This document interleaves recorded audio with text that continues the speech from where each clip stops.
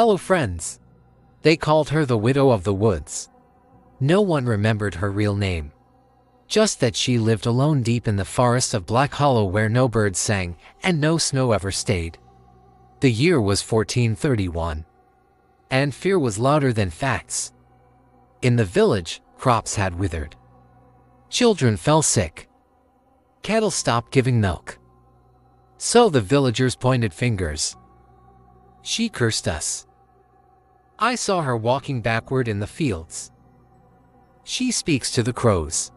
One by one, they pointed fingers until firewood was gathered and torches were lit. But this is not the story of a witch burned. This is the story of a woman who waited. When they came for her, she didn't run. She smiled and said, "You're already mine." They thought it was nonsense. But that night the sky cracked open. No rain, no thunder, just screaming wind and a full moon that refused to move. The villagers woke to strange symbols carved on their doors. Their reflections blinked when they didn't. They spoke, but their voices didn't match. And every mirror showed a woman standing behind them smiling. They tried to burn her hut, but it was already ash like it had never been real. And every year after that night, on the same full moon, a shadow walks through Black Hollow, always heading toward the village, always stopping at one door. No one opens it anymore. Some say the witch still lives, not in the woods, but in the fear itself. And once she's in your thoughts, she never really leaves. This is an original folktale about the power of fear told from a place of perspective. You see, stories have always been a way to preserve history and culture. And as women, we've used them to pass down knowledge across generations, even when that knowledge might be considered dangerous. Stories are how we keep secrets safe. And there are secrets in here. Secrets that can change everything you think you know about magic. But what if you could rewrite those secrets? What if you could tell the story from a different angle? That's why I'm so excited to share this new series with you. In this first episode, we travel to medieval Europe where witches are burned at the stake for simply existing. But what if there was more to these burnings than persecution? What if these women weren't innocent and they knew exactly what was coming? Join me as I take you into the minds of accused witches. But before we jump into the story, let's set the stage. Let us talk about how we got here because that will explain why witches are treated the way they are. Our story takes place in 1431 in a European village nestled in the forest of Black Hollow.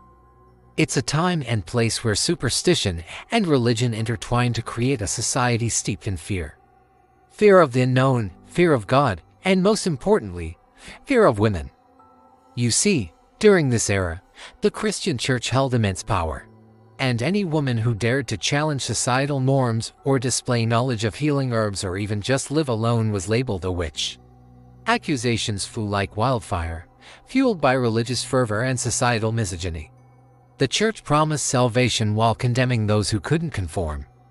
It was a time when ignorance was bliss, or rather, when knowledge was cursed.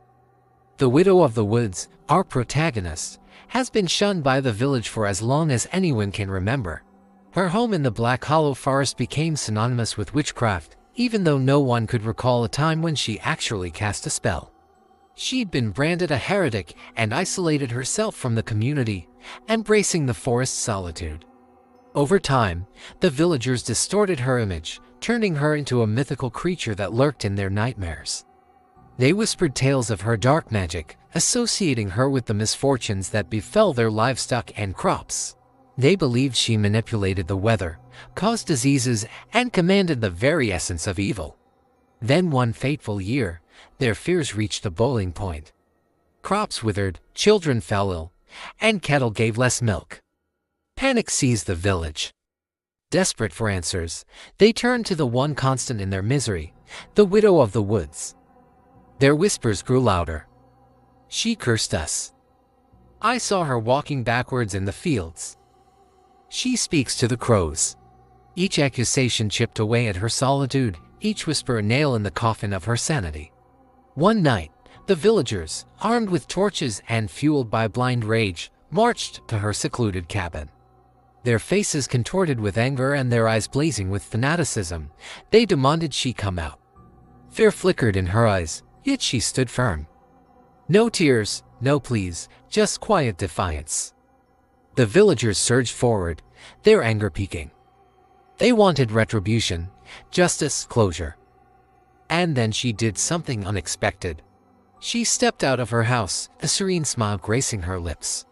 The firelight danced in her eyes, reflecting the flames of their hatred. Then she uttered words that echoed in the silent night. "You're already mine." Confusion clouded the villagers' faces. Their anger faltered, replaced by bewilderment. They didn't understand. Then the sky unleashed its fury. A storm of biblical proportions descended upon the village. Lightning split the heavens, thunder roared in her voice, and the wind carried her laughter. The villagers huddled together, seeking solace in numbers, yet finding none. The storm raged throughout the night, shaking the foundations of their faith and reason. They were terrified. As dawn broke, they emerged from their homes, shaken and confused. The storm had passed, leaving behind an eerie silence that was deafening. They looked for the widow of the woods, but she was gone. Her cabin stood empty, abandoned, and eerily silent. But that's when they noticed the symbols. Strange markings had appeared on their doors, cryptic signs that seemed to mock their ignorance. Then the real terror began. Their reflections in the meager puddles mirrored their own horrified faces. Yet something was off. They blinked, but their reflections didn't. They spoke, but their voices were distorted, twisted parodies of themselves. Every window, every bit of glass became a portal to their own personal hellscape. They saw the widow of the woods behind them, her smile a cruel parody of their own. They wanted to purge their homes, to cleanse them of the previous night's horrors. But no matter how much scrubbing and chanting they did, the images remained. They were trapped in their own homes, forced to confront the manifestations of their collective fear. Consumed by terror, they hatched a plan. They would burn the widow's cabin to the ground, destroy her home and obliterate her presence from their lives.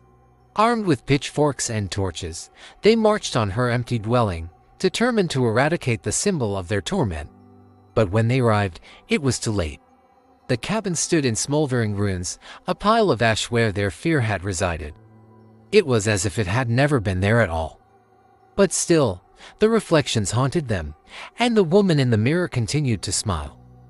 They never found the widow of the woods, but every year on the night of the full moon, they hear a sound that freezes their blood. Footsteps echo through the village, nearing their doorsteps, and they hear her voice whispering their darkest fears. Some say she still lives, not in the woods, but in the fear itself. And once she's in your thoughts, she never really leaves. So next time you look in the mirror, make sure your reflection is really your own. Because in the terrifying tale of the widow of the woods, appearances can be deceiving and fear is the most potent magic of all. Thank you so much for watching. If you enjoyed this story, please don't forget to hit that like button and subscribe for more folk tales.